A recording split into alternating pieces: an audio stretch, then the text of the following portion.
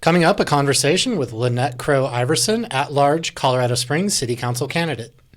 This is 6035 Media.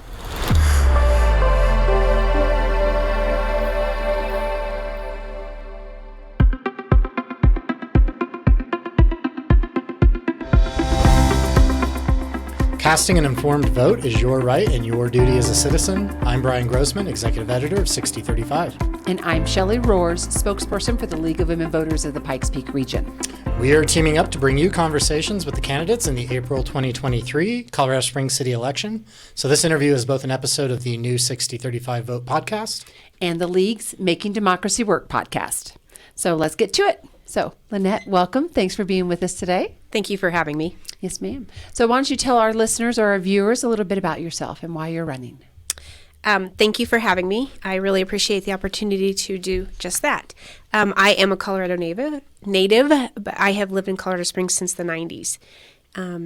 I started serving the community, I say, in the 90s as a labor and delivery nurse, bringing our citizens into the world, assisting in life there. And then quickly went into business with a OCMED physician and ran a occupational medicine clinic here in Colorado Springs for the last 23 years.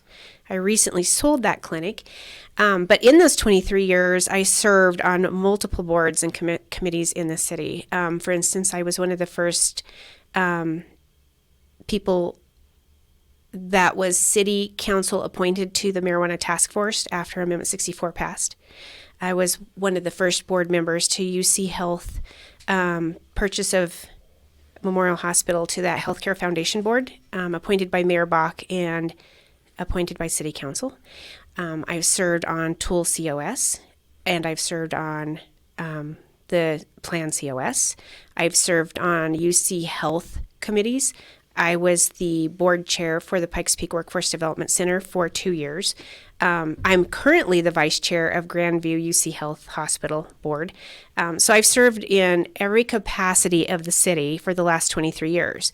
And now that I have time on my hands after selling my business, I just feel like it's the next step for me. Thank you, ma'am. Thanks, Lynette. My first question has to do with water and annexation.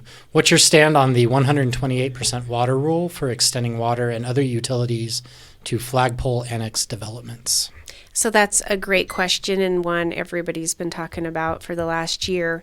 I am fundamentally for property rights, and so I completely understand the need for development. I understand why the developers are developing. However, we do have to pay attention to our water in the current climate. I mean, look what's happened to California and Arizona, and we are lucky enough to have a resource of water. Our forefathers did a very good job taking care of our water system, but it's our job to make sure that we further that commitment and take care of our resources. And so I have watched most of the city council debates and the utility debates, and I feel like they came up with a fair value considering what we know and what we don't know moving forward in the future. So again, I am, definitely would advocate for property rights, but at the same time, we need to grow wisely.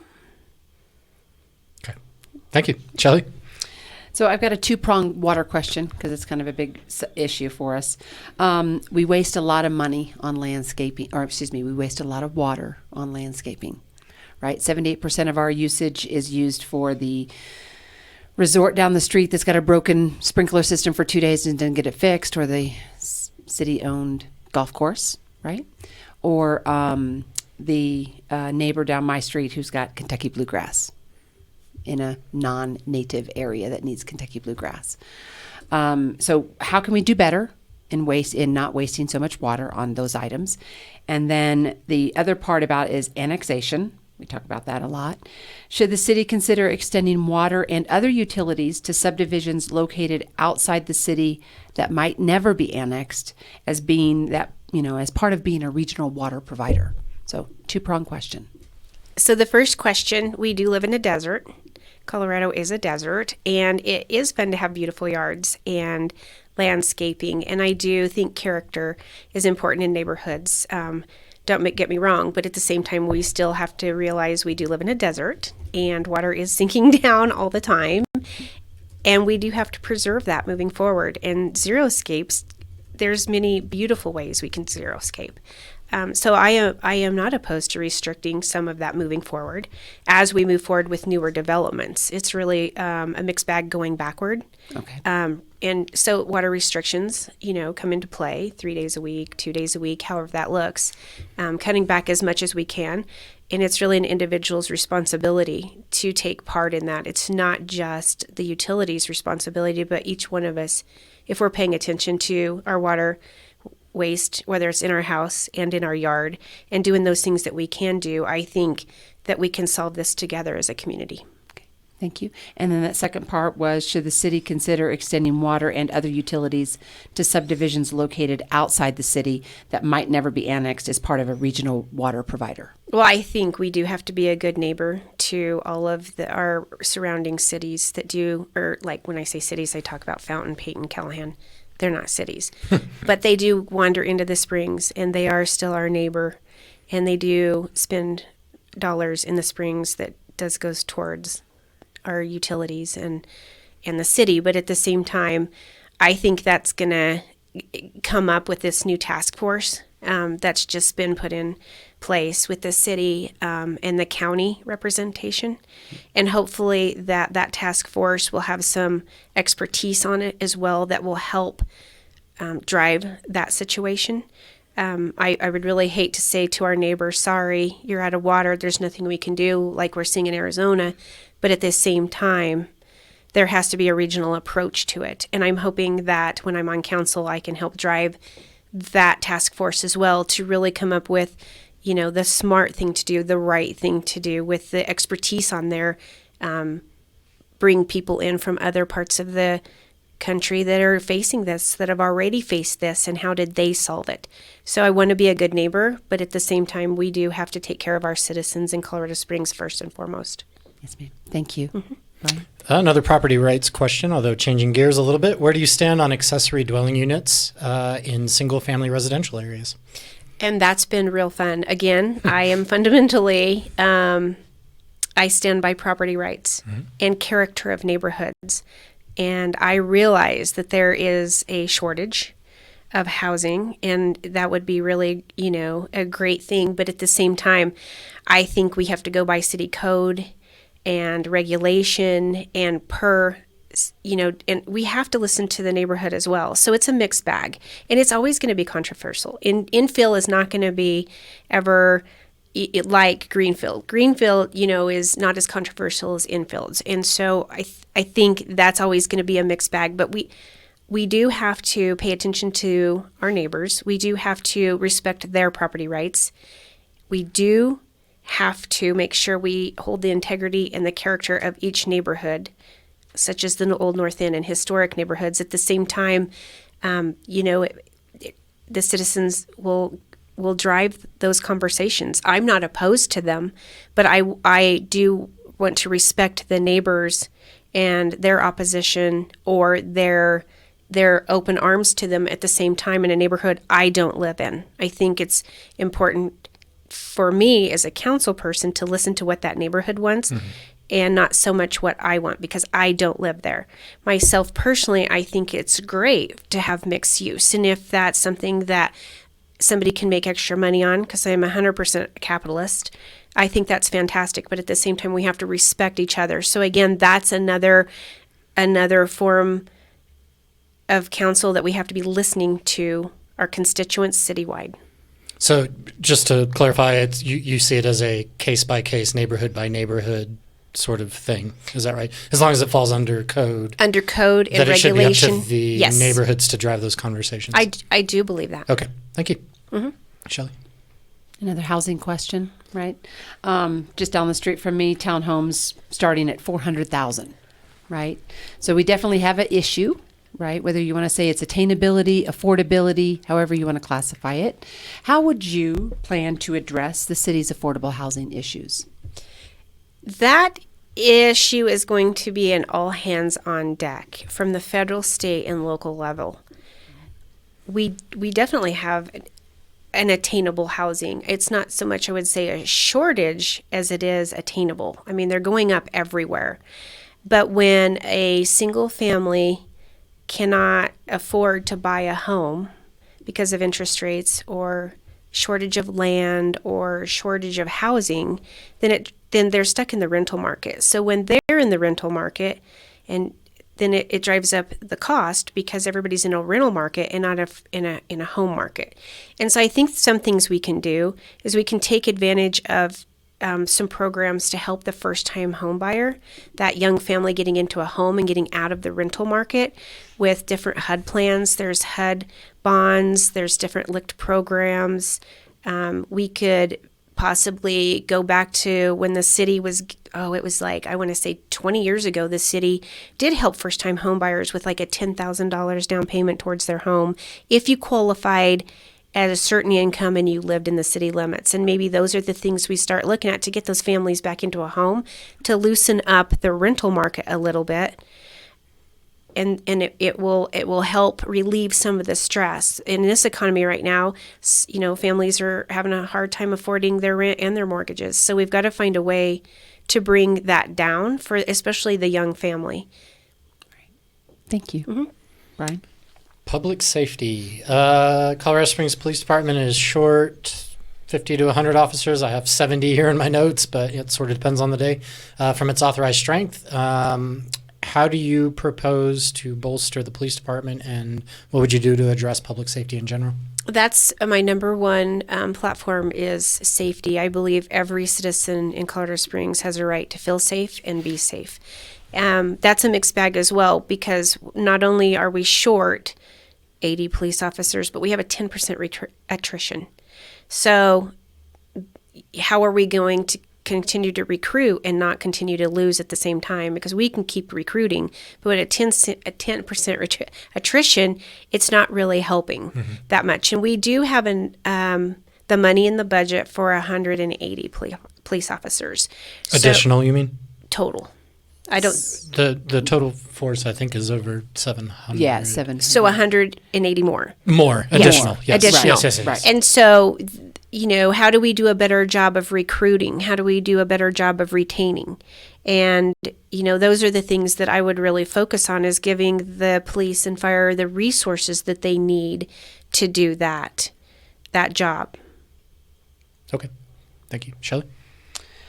One of the resources that police are sent out on calls that aren't necessarily under their purview, homelessness, right? Many reasons why people are homeless, whether that's the PTSD veteran, the person who was kicked out of their house for their choices. Some choose just to do that. That's their choice, right? What would be your plan to address homelessness in our community? Well, I think we have to come from compassion, number one, because I do believe the majority of people that are on the street aren't from their own will. Just as you said, some people were kicked out, a lot of mental illness, a lot of substance abuse. And so in that regard, there has to be some compassion, but we still have to uphold the law, because we have to keep our citizens safe at the same time. And that comes hand in hand. I mean, with mental issues and substance abuse and those categories, you do have a safety issue, and safety for those in the homeless camps as well. I mean, they're not safe either. So I think first and foremost, we do have, to hold strict to the laws and the regulations around that, but we have to come from compassion. We need to do more for those that are mentally ill. We have to do more for those that are addicted, that are on the street for addictions, that it is a disease. And hopefully that we can find the resources and partner with our hospitals down the road to be able to put some rehabs together and find some more career pathways for those who actually can be put through a program, and help them with their substance abuse or their addiction, or, help the mentally ill, like Greenway Flats.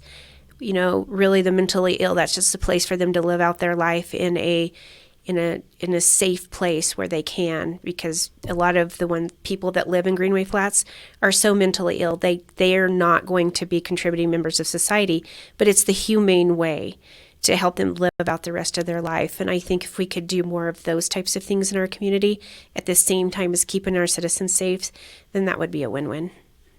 Thank you, ma'am. Brian? So Lynette, if you were elected, do you foresee asking the city, the citizens, for any new tax or fee increases? I do not. you wanna I expand on believe, that? yes, I believe a You limited. don't have to. No, I'm happy to. I believe a limited government creates prosperity. There are essential functions of government that we need tax dollars for, like PPRTA.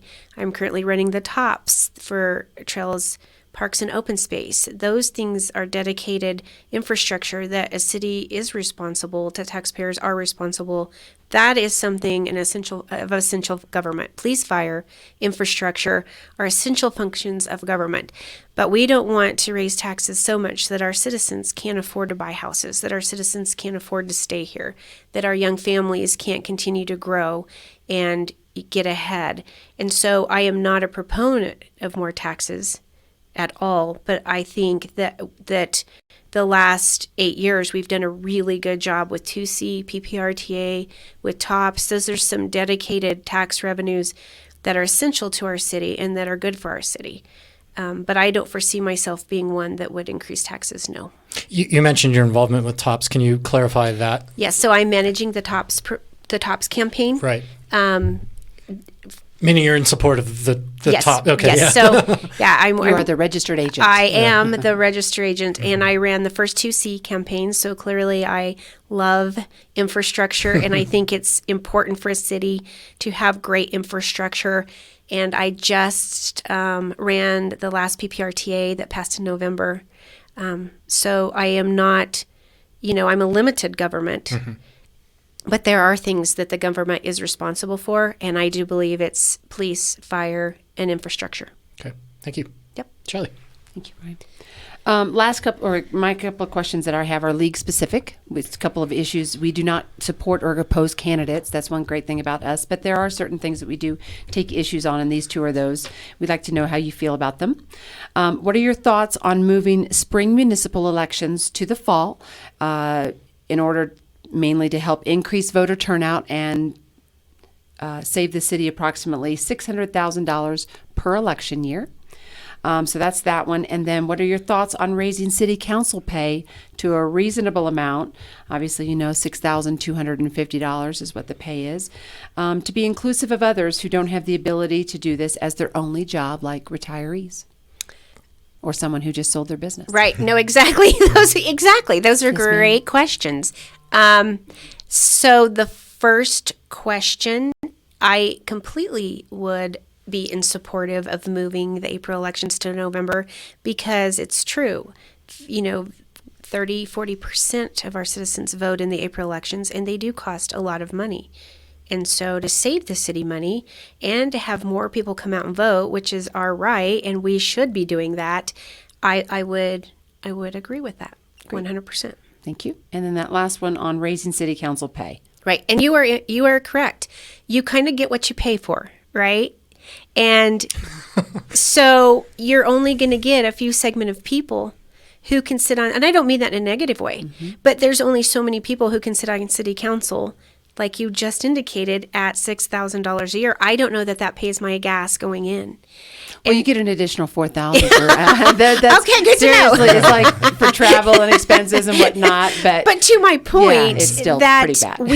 It is, if we were to raise it to a livable wage or to compensate or offset an income, we would have more candidates running with great ideas and different ideas and bring more talent to the table. And I'm not critical of the ones that are sitting on city council right now, but you see year after year after year, it's usually retired individuals who can sit up there and do have all day to do a lot. The city council, they do a lot of work. Right. I mean, they're working, some choose to, up to 60 hours a week. Some choose to 40, but you are correct. And I am not saying that because I'm running. I'm not advocating that for myself. I don't want that to sound that way at all. I chose to run because I sold my business and I can run, as you indicated. But I do think it would really widen the playing field for others to get in if we did that. And I would be a proponent of that. Yes, ma'am. Thank you. And I've been putting people on the spot when they answer that way. What would be a livable or realistic wage in your opinion? Well, because I am more of a limited government person, and I think that we've done some studies on that and polled some people, and we don't want to spend a ton of the budget on it because we don't want to take away from the essential functions of government in the first place.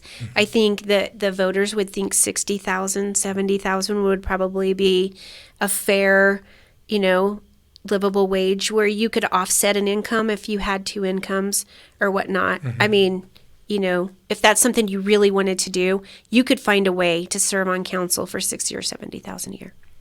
By moving the spring elections to the fall, we just saved it for 1 year. See, there you go. Solving We've already problems right solved here. that. That's great. That's a great idea. We're already doing that. Sorry, Yeah, you're good. there we go. I agree with you. All right. Well, that was it for the specific questions. Lynette, did you want to take a couple minutes just to close us out and remind voters why they should vote for you?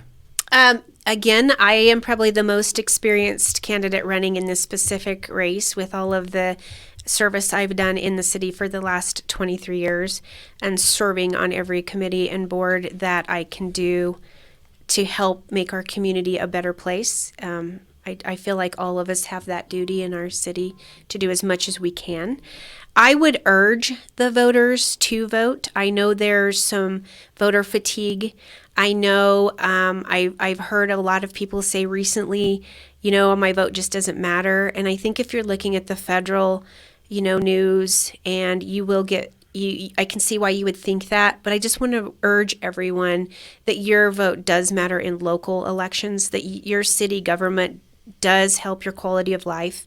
And those that are thinking like it doesn't matter, or I don't know what city government does, and you're just getting really frustrated on the federal level, to really look at each candidate and look at their platform and to vote regardless of what's going on the national level, because you can make a difference on your local level, and we do make a difference in your life on a local level. And I would just ask everyone to vote for me. All right. Thank you, Lynette. You're welcome. And you have been watching or listening to a joint podcast effort by 6035 Media and the League of Women Voters of the Pikes Peak Region. Be sure to follow Making Democracy Work and check out lwvppr.org for more information about our candidate forums in March. And stay with us at 6035 Vote to make sure your vote is an informed one. This podcast is produced and directed by Dave Gardner. I'm Brian Grossman, Executive Editor. And I'm Shelley Roars, spokesperson for the League of Women Voters of the Pikes Peak Region. See you next time.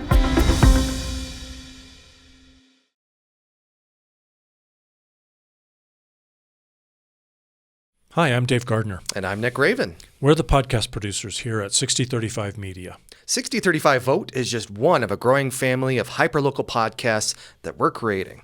And these are for you, someone who wants to engage fully in your community.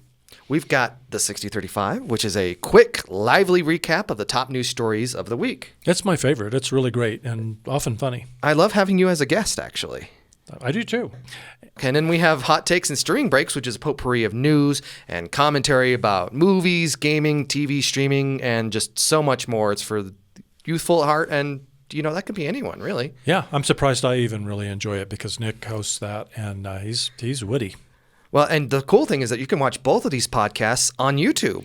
Or you can listen to them on the go in your favorite podcast app. And there's a couple more, but you can also visit 6035media.org/podcast to see them, browse them, sample them. And then subscribe to the ones that you like. And then subscribe to this YouTube channel. Yeah. And if you really love it all, like we do, you can just subscribe to the 6035 Podcast Network podcast, which is a conglomeration of all the episodes, all the brilliance and humor that emanates from the studio. Absolutely. And there's a lot of it. So like and subscribe today and go listen to them all or watch them. What he said. Good. Thanks. Got it? That wasn't so painful.